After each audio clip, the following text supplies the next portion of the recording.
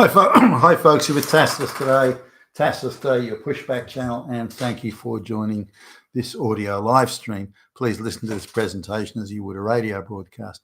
In this essay, I'd like to talk about some headlines that I've been seeing recently online and elsewhere about how, and I think this is primarily based on the United States, but how now 50% or 48.9%, I think was the stat, 50% of women now hold post-high school education. Now, the inference is that they all hold advanced degrees or something. When you drill down in the numbers, that's not so. They're ginning it up quite substantially here. Something in the order of 15% of women hold degrees, and the majority of those are sociology degrees, and then the rest are various forms of diploma and community college certifications and so on. That's how they get the 50%. Nonetheless, the view is that this is some huge leap forward. This is great strides for women, for oppressed women who are being oppressed by the patriarchy. Now, there's this whole idea of education being a machine through which equity could be achieved, was running actually closely in parallel with this Marxist idea that education is the great equalizer. The difference between, the haves and have-nots, the difference between the bourgeois and the working class, the proletariat, the difference between the rulers and the ruled is literacy. Now, that had some validity going back in time, where really the nobility and the clergy were the only people that could read and write. Other people didn't really need it, I guess, in a dispersed, widely dispersed sort of agricultural type community. Not that many people needed it, and it was no big deal to progress one way or another. As advanced societies such as Western Europe, in Britain in particular, the Industrial Revolution, as they moved from agricultural and skills that were handed down through families, say the local, the local blacksmith, for example.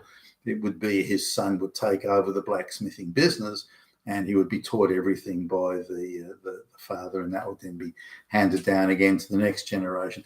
But once an industrial society began to form, and there was a mass movement of people from the farms, given that farms were being enclosed and instead of small strips and plots all over the place, they were being enclosed, that people were moving from the rural areas into the cities and to operate industrial machinery. Now, given the machinery was changing and different setups were required, it needed people that were literate to maintain and set up and run a lot of those machines. And so the demand for literacy from the commercial sector, just employers and owners of businesses and so on, said, gee, we need people who can read and write here. Without that, we can't really develop the business or develop its potential if people can't read and write. So now, around the same time, probably a little bit later, but within that wider time frame, the Marxists came along and said, well, how can we mass propagandize people if they can't at least read and write, or at least read, because there was no electronics, no internet or television or radio or anything back in the time, particularly in areas, vast areas like say Russia, that was still largely an agricultural society, China and so on. The developed industrial West was already separated by many hundreds of years of technological development. And most of the other societies, not totally, but certainly to a large extent, were still widely dispersed agricultural societies like Russia, in the late 1800s. Now, people like Karl Marx and you could even look at some of the earlier works of Hegel, but people like Karl Marx were saying, well, how can you tell these people, how can you let these people know, these workers, these peasants, these farmers, how can you tell them how oppressed they are, how they're being exploited by the evil bourgeoisie? The only way you can do that is by distributing pamphlets, agitator type pamphlets of the outrageous wickedness of the bourgeoisie and so on. How can you do, or through newspapers? But the only way to do that is if they can read. So there was this myth formed that education is the basis for equity outcomes. Once we can tell these people how oppressed they are through these agitator pamphlets, because they can read, then they will overthrow, and there'll be a dictatorship of the proletariat, and paradise and nirvana will sort of unfold. Now, the Marxists and the leftists, even to this very day, have never left that, never been able to detach themselves from that view that education is the great equity machine. And where they can't get people to meet a standard of merit in education, they simply lower the standards. So let's just give everybody a participation trophy, and that now has become the substitute for the wet dream, the delusion of equity has come through that. And a lot of this is women's education. There's a constant refrain going back to when I was at high school. The agitators of the trade unions, this sort of thing, they would say, well, if girls got the same education outcomes as boys, we would have equity, we would have equality, everything would be equal, we'd all be equal. Now, of course, this is an ideological insanity. There's still going to be bright people, there are still going to be conscientious and diligent folks that hit the books, and others that goof off, and there's always going to be that. So the spread of equity is never going to be this uniform equal outcome, exactly 50-50 type stuff that the ideological fanatics dream about. It's never going to be that way, no matter what you do.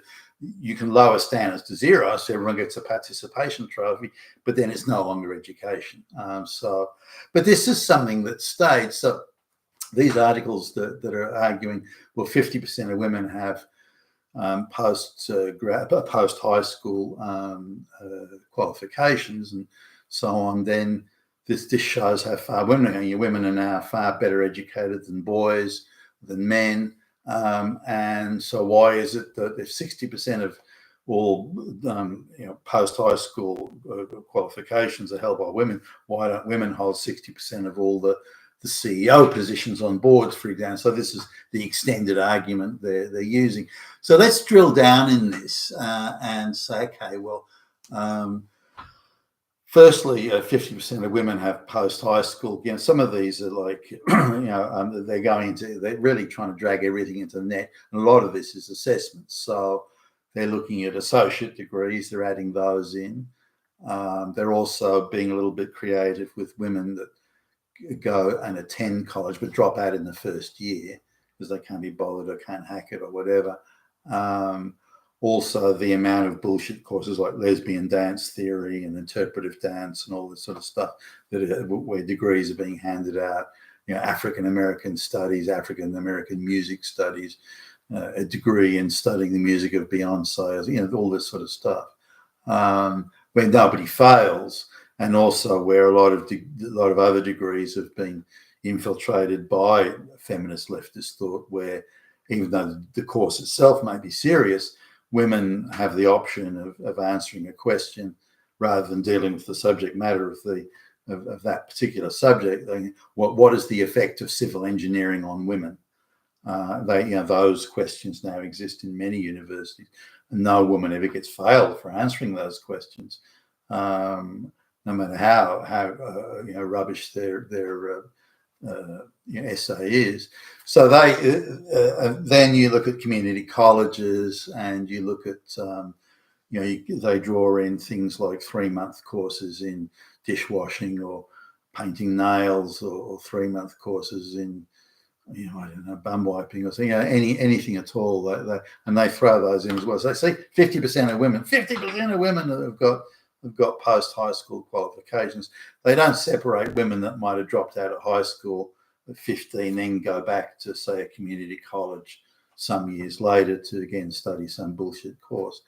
And even now, you're in Australia, I don't know what it's like in the US, but if you want to get a job just at the local electronics wholesale store, which pays absolute shit money, and the lowest paid retail jobs and this sort of thing, they want young kids. They're trying to strong arm young kids into going to community college to study what's called retail, and some of these certifications are 6 months. They're not horrendously expensive, but when you come from a poor family and you're going to get a job that pays the shittest of shit money, and then you've got to do a 6-month course and pay for that. That's not treating these people well. That's not education. That's exploiting them and maintaining them as a peasant class, in my view. So anyway, looking at all this, are women as educated as claimed? Well, no, of course not. It's nonsense, absolute propaganda, ridiculous, absurd nonsense. If you, depending on how you want to crunch the numbers, about 15% of women have a graduate degree. That is, it's a 3-year course. The vast, 80+% of those are just pure out and out sociology nonsense courses with a small. So do women have lots of degrees? No, they don't. And the idea of claiming that.